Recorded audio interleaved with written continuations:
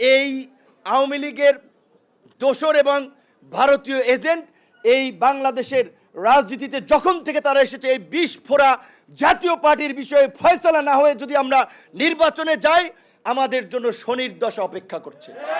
GM কাদের কিভাবে এই ঢাকায় আপনার রাজপথে তার অফিসে আসে, তার উত্তরার বাড়িতে অবস্থান করে।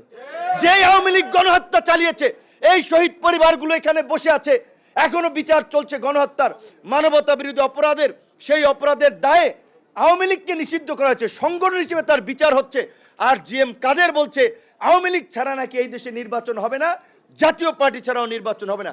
কাজে আমি বিনয়ের সাথে রাজনৈতিক নেতৃবৃন্দকে বলবো, অবশ্যই নির্বাচনের আগে নির্বাচন বিঘ্নিত হোক এমন কোনো কাজ আমরা চাই না।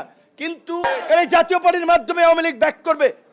ফরিদপুর, মাদারীপুর, শরীয়তপুর, খুলনা, যেই সমস্ত এলাকা একটু আওয়ামী লীগ অধ্যুষিত হিসেবে পরিচিত, ওই জাতীয় পার্টির মাধ্যমেই তারা নির্বাচনে নাশকতা করবে, নির্বাচন বানচাল করবে, আন্তর্জাতিকভাবে নির্বাচনকে কলঙ্কিত করবে, প্রশ্নবিদ্ধ করবে।